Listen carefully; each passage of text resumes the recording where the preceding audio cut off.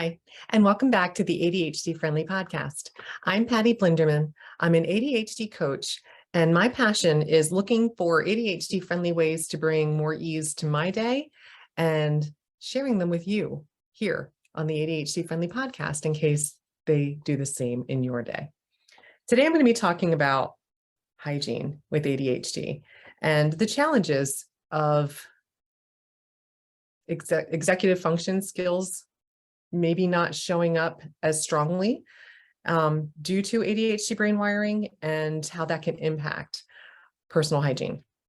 And I want to highlight, I am talking about personal hygiene across the age span. So this could be for your kiddos who most likely will need additional prompts and reminders and incentives to be pulled into a hygiene routine, especially if it's boring. Think of like brushing your teeth or having to pause and transition from doing something interesting and sparkly to your brain to something maybe boring, like taking a shower or a bath. But these persist into adulthood. So these challenges can kind of cross, over age barriers. And there's a lot of social impact of not having a good hygiene routine. And the reason that I'm bringing this up today is I was reading an article over the weekend it was from Today. It's by someone called Emily Slawek, Slawek. Sorry if I mispronounced her name. And the article is called, "You're Showering All Wrong. Here's the Right Way to Do It." And when I read that, my brain immediately was like, oh, great, something else I'm not doing well.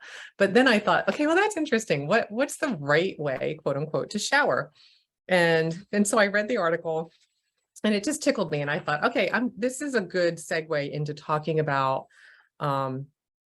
ADHD and personal hygiene and kind of just focusing on the showering piece. I'll go into in a future podcast some of the challenges around dental hygiene, because that's a whole other thing. And research actually does show that there's a higher rate of cavities and dental issues with people that have ADHD than with people without ADHD brain wiring. But today I'm just going to be talking about personal hygiene related to showering. So I'm going to just talk through the article and kind of highlight the ADHD lens throughout it. So the first is don't shower too often. Yay, I love this. If you struggle to shower every single day, this one's for you, number one. It says it really depends on your activity level, how often you need to shower. But if you're not active that day, maybe you can cut back on showering. If you're not like breaking into a sweat and smelly, it says cutting back to a few times a week. Just don't cut down so much that you risk letting a skin infection take hold or so much that you smell. So again, always, keep in mind where you are in this. But I thought it was really interesting that the first tip was not needing to shower as often. Where that can be a challenge with ADHD brain wiring is, okay, what does that mean? That's vague, not as often. So having a set structure to your routine so that we're not having to decide like, oh, do I need to do that today? If we're thinking about that all day long, it's very draining and it's taking the mental effort that we could put towards something else away because we're using it trying to decide when or if we need to take a shower or a bath or whatever. So decide, kind of set it and forget it.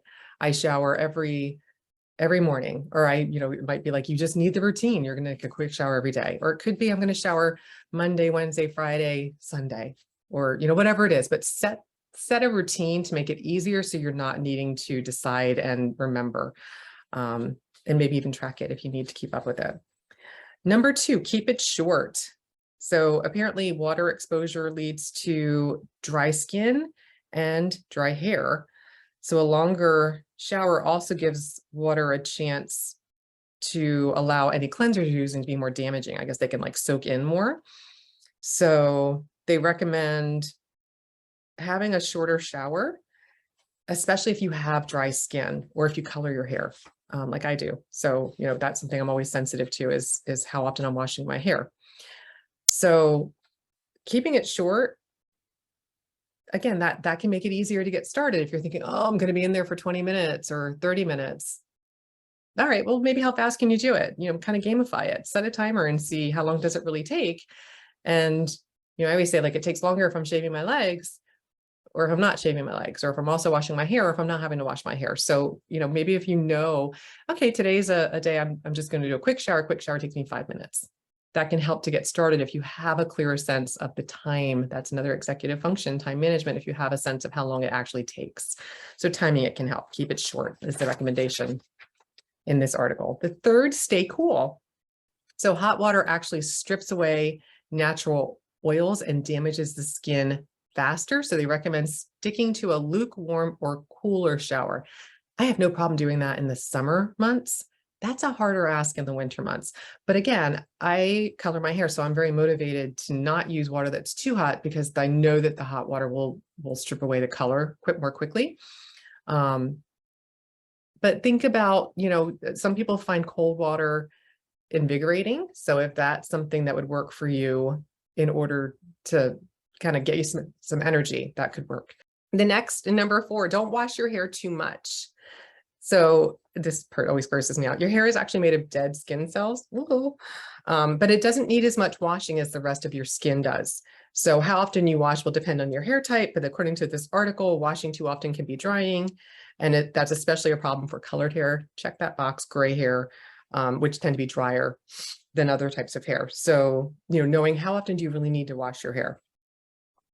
And I've heard people tell me that they've been able to stretch the days that they can wash hair if they build it up over time. So not kind of going from every day to every, twice a week might be too much, but maybe you try to stretch it to every other day over time. And that apparently, maybe you can adapt and not need to shower washing your hair as much. Number 5, don't wash too little either. Okay, didn't love that one. But so it says washing hair less often has become such a trend that apparently it's creating buildup. So if you're not like washing enough to avoid getting a buildup of dandruff, then that's a problem. So they said that, really making sure that you're washing your scalp at least weekly is recommended in this article. Number 6, for how to make sure you're showering right, not wrong, according to them. Focus on the dirtiest areas first. So it says your arms and your legs don't always need soap. So for a quick shower, focus on your underarms, groin, and feet. So just hit the dirtiest spots and move on. I kind of like that. That does feel friendly. So if you're really feeling resistance, kind of get in and get it done. Number 7 is cleanse with care. So they say, they talk about using a cleanser that adds moisture back to your skin. So picking out a moisturizer that's right for you is what that tip is about. And then the last, number 8, start at the top. So showering from, top down, lets the soap wash away. And it says if you are acne prone, they suggest washing your face, chest, and back after you condition your hair if you use conditioner. So that way the moisturizer isn't staying on your skin.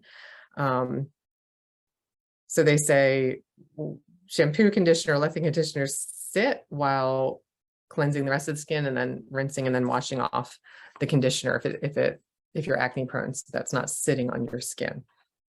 So again, for this one, I like the clarity. A lot of times with ADHD, everything feels equally important. We don't quite know where to start. And again, if we have to make those decisions, we're not in a good routine, it can create resistance to getting in there and getting it done. So I like just start from the top down. It gives you a process. And then when you get to your feet, you're done, you move on. So if that makes it easier to pull you in. So the other thing I wanted to share are some strategies to make showering or taking a bath sparkly. So some really quick, easy, accessible options are changing up your body wash, changing up your shampoo, something that you're looking forward to trying in there. A new razor, a new shower gel, anything that's a new scent, new sparkly product makes it interesting for me. So that always sparkleizes the shower. So that's something I just want to share. Another is, and I've used this with my kids over the years that struggled to build good established routines around their hygiene in the bathroom, like showering. And that might be new towels, new washcloths. So they're like kind of like yummy and scrunchy, where they're feeling fluffy and they're looking forward to using them. So that's, pulling in to the shower. Another is like I love like the little shower head wraps for your hair. I love that, because then it's like, oh, I get to like wrap my hair up and that's drying while I'm doing, getting dressed and everything after my shower. So sparkleize it with, some quick little easy new things that are creating some novelty for your shower, if you need something to help pull you in to doing it and building more structure around the routine.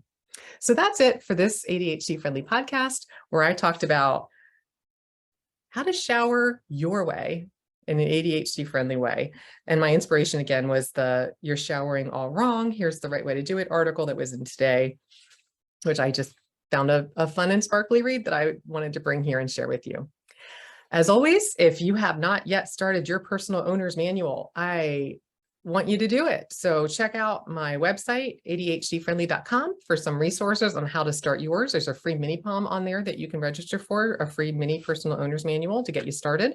If you haven't started one, the best time was 20 years ago. The second best time is now. So just go on, get inspired, start yours. And if you like this, please subscribe to my podcast and share it with a friend. Until next time, tally ho.